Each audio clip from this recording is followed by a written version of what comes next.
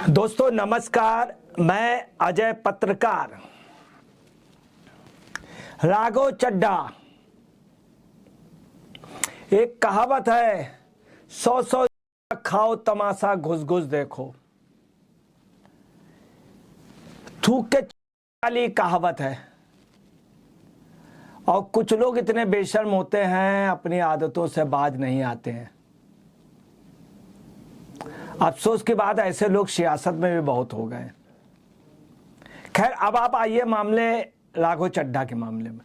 राघव चड्ढा को supreme court ने उनको एक सुझाव दिया और सुप्रीम कोर्ट के ऑनरेबल जस्टिस ने ये सुझाव दिया कि आप राज्यसभा के अध्यक्ष उपराष्ट्रपति जी से अपनी बात जाकर के कहें। वहाँ उन्होंने माफ़ी के लिए भी दिया था कि मैं माफ़ी मांगता हूँ, ये सब राघव चड्ढा के वकील ने। तो उन्होंने कहा कि आप उनके पास जाइए, उनसे जाकर के अपनी बात रखिए, कहिए, और वहाँ पर आप अपना जो भी आर्गूमेंट है उनसे एक सुझाव दिया। राघव चड्ढा ने आज ये बोला है कि वो सुप्रीम कोर्ट के आदेश के अनुसार राज्यसभा के सभापति जी से मिले। सुनिए, वर्ड सुनिए उनके, सुप्रीम कोर्ट के आदेश के अनुसार। ठीक है, सुप्रीम कोर्ट ने आदेश दिया, मगर जब इनको वहां पर आना चाहिए, देखिए सुप्रीम कोर्ट अपनी जगह सुप्रीम है और पार्लियामेंट के अंदर जो है उनकी भी अपनी गरिमा है अध्यक्ष जी की। उन्होंने ये भी कहा था सुप्रीम कोर्ट के लिए कि उनकी गरिमा का भी ध्यान रखिए।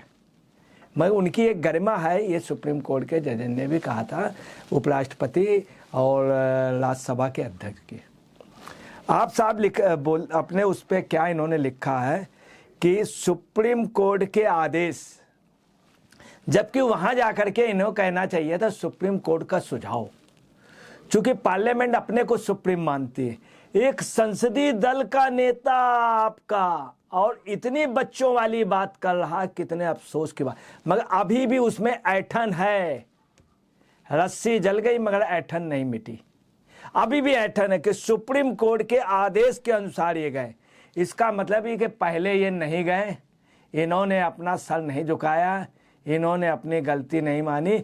जब सुप्रीम कोर्ट ने कहा उनके पास जाओ, मतलब जैसे सुप्रीम कोर्ट ने आदेश किया उनके पास जाइए, वो बात दें, वो आपकी इस तरह का, मतलब इनका जो आदेश शब्द है या इस तरह का है कि मतलब मैं देखिए वहाँ से ऊपर से आदेश ले आया। ठीक है, आदेश है, सुप्रीम कोर्ट सुप्रीम है, था, है, रहेगा, रहना भी चाहिए सुप्रीम कोर्ट। ये हम कह रहे हैं एक पत्रकार के नाते हैं, मगर पार्लियामेंट जो है, पार्लियामेंट के सांसद अपने को सुप्रीम मानते हैं। उनकी अपनी सोच है, उसमें हम बहस नहीं कर सकते। ये एक सांसद होकर के और संसदीय दल का आदमी का इतना मॉरल हाई डाउन हो गया कि अगला सुप्रीम कोर्ट चला गया। अगर वहाँ पे राज्यसभा के अध्यक्ष जगदीप धनखड़ जी से बात कर लेते तो मामला उसी वक्त खत्म हो जाता।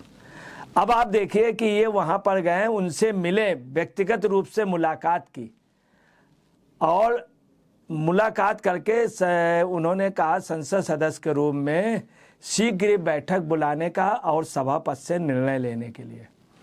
यहाँ पर इनके शब्दों में, एक एक शब्द में बड़ी कॉन्स्पिरेसी और बड़ी सियासत है राघव चड्ढा की। ये व्यक्तिगत रूप से मिले, उसकी पुष्टि अभी नहीं हुई है।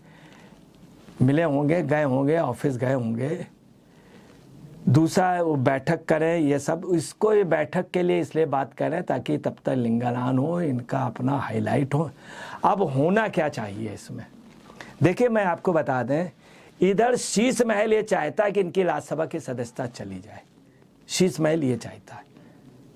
दूसरा, तमाम लोग चाहते हैं, वहीं शीश महल ये भी डर रहा है और आप पार्टी के कार्यकर्ता ये डर रहे हैं कि अगर इनकी सदस्यता गई यहाँ से राज्यसभा से तो ये आपका नेक्स्ट चीफ मिनिस्टर बन जाएगा, क्योंकि इसको एक महल का आशीर्वाद याद है।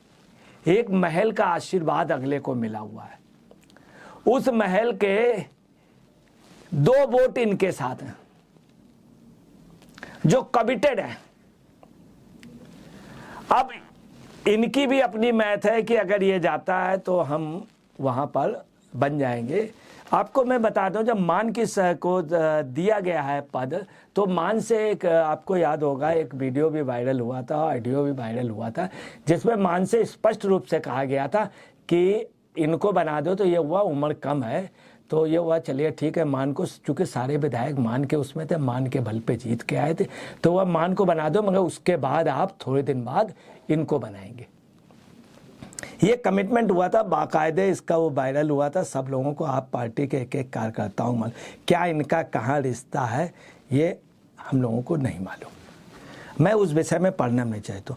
अब होना क्या चाहिए, सुप्रीम कोर्ट में इनके वकील ने क्या कहा, उनका आप सुनिए कि एक सबसे युवा, मतलब युवा शब्द ऐसे आशियाना अंदाज में वकील शोदान फरासत ने कहा कि चड्ढा सबसे युवा सदस्य है, मतलब आशियाना युवा मतलब यौवन युवा, तो ये शब्द एक आशियाना अंदाज में युवा, ये शब्द यहाँ पर ये आप में युवा होंगे, परंतु ये कोई संसद की कोई क्वालिटी नहीं है।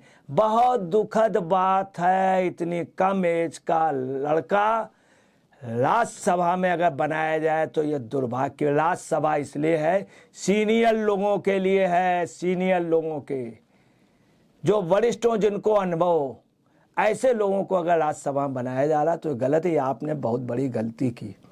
कोई विशेष काबिलियत नहीं, अच्छी इंग्लिश है, थोड़ी बहुत लॉ की नॉलेज है, काफ़ी गाड़ियां हैं, काफ़ी कुछ। जिस आदमी ने अपने को शो किया था मेरे पास कार बंगला वगैरह सब कुछ नहीं है, उसने अरबों रुपए की शादी की, अरबों रुपए की।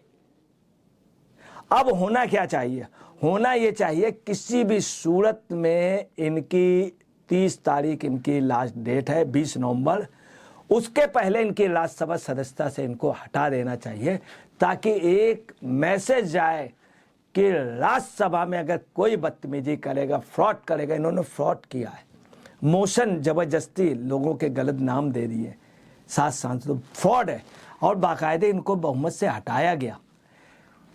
राज्यसभा के अध्यक्ष को, उपराष्ट्रपति को इनको टर्मिनेट कर देना चाहिए संसद सदस्यता से, ताकि एक मैसेज जाए कि फ्रॉड करने वाले। दूसरी, इनको गुनाह कबूल करना चाहिए जनता के सामने, उनके सामने। नरेंद्र मोदी जब लोकसभा के सदस्य बने, जब वहाँ गए तो जा करके वहाँ के देहरी के पहले पैर छुए और अपना सर झुका दिया।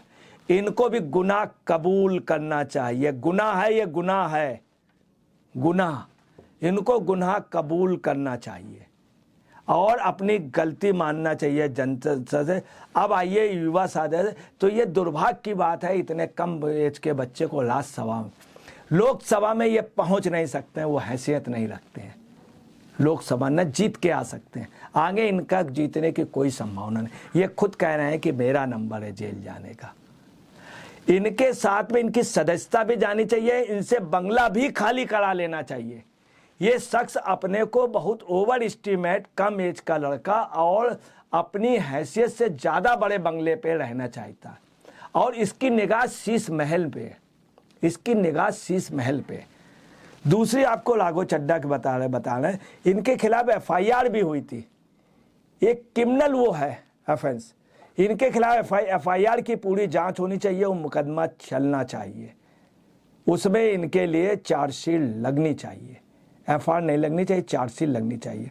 और पूरे उसमें इनका आपको बता रहे कतई भी माफ़ नहीं करना चाहिए, और अगर माफ़ करते हैं तो एक गलत परंपरा पड़ेगी, FIR पे कार्रवाई हो, और ऐसे उसमें ज़रूरत पड़े तो नार्को टेस्ट भी हो, कि ऐसे लोगों को राज्यसभा में दोबारा अगर उनको किया जाता है, बहाल किया जाता है, तो राज्यसभा के लिए एक प्रकार से ये हो जाएगा कोई भी वहाँ फ्रॉड करे और इस तरह से कर सकता है।